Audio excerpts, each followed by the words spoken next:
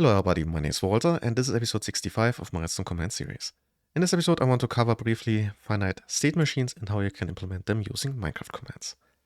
So let me start with a brief explanation of what state machines actually are.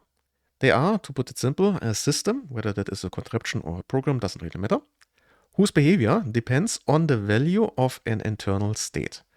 This internal state can be something as simple as whether a redstone wire is powered or not, or it can be the value of a variable or even the combined values of multiple variables. If you want to change the behavior of the system, you need to change the state of the system, which is called a state transition. This is a very efficient way to describe and also implement complex behavior, and subsequently it's used all over the place. One of the most commonly used examples when talking about state machines is the vending machine. So I've prepared that right here. And if we go in here, you can see the vending machine is controlled by an internal state, which is the currently available money. Now, we have 5 possible state transitions. We can input either 1 or 10 to the money. We can buy cake for 15, or we can buy cookies for 3. And finally, we can also return money if there's anything in the bank. That is the predefined state transitions. But as you can see, in the current state, money 0, I can only input, but I can't buy anything and I can't return any money. So let's change that. Now I have 1 in the bank and I can return the money again. Set it back to 0 basically. Or I can put in enough money to buy me a cookie. And when I buy the cookie, I have another state transition. I go back to 3 and I also have something happening, which is getting a cookie. So let's input a little bit more money and now let's buy a cake. I can see I reduced by 15, got a cake, and the new state still allows me to buy another cookie, for example. And now I'm ready to go, so I'm returning my money, and we're done. That is basically a very simple example for a state machine with the money being the state. And with that, let's talk about the actual implementation of this vending machine here. So the first function that is called when I click in the book is this init function here, which first creates the money objective and then sets it to 0 for myself. This is the initialization of that vending machine. And then finally it calls display UI, which is the function that has the chat message, but also is where the actual implementation of the state machine can be found. So let's have a quick look at that.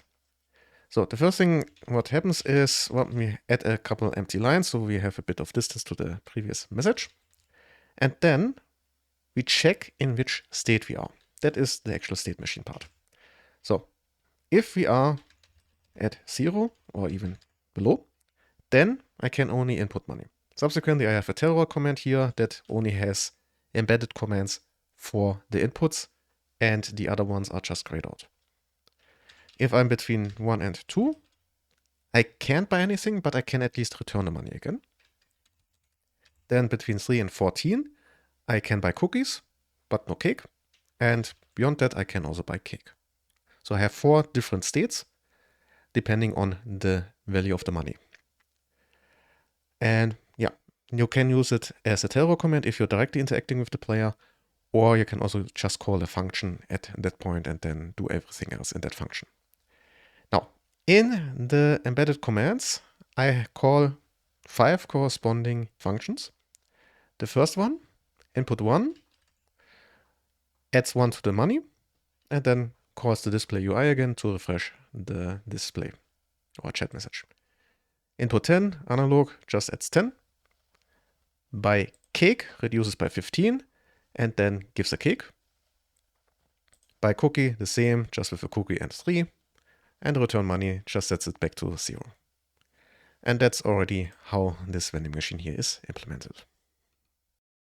Now, before I finish with the episode, there is one more important thing I should mention here, and those are so-called forbidden states. Those are states that are not meant to be.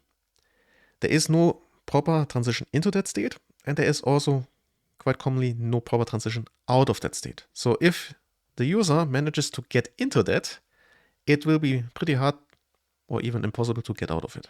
So let me show you a quick example. So here I have a door. I can open and close the door with this lever here. And I can also lock and unlock it by, well, blocking the access to the lever here. Now, due to the implementation, when the door is open, I can't lock or unlock it. For example, there is a magnetic mechanism inside of the frame, and it only can, well, control the lock if the door is actually closed.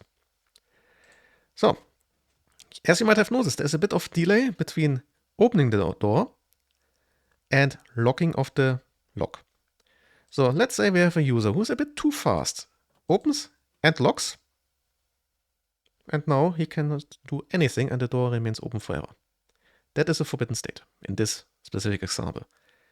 It's not meant to actually be accessible, but due to timing, it becomes accessible. And yeah, there is no real way to get out of that unless you're an admin and you can access it from a different angle. So that is what I wanted to show you here. Forbidden states should be kept in mind when you're designing a state machine. You should make sure that there is at least some way to get out of it. Now, some of the most common ways to get into such forbidden states are, as already shown, timing issues, or allowing your players more access than they actually need.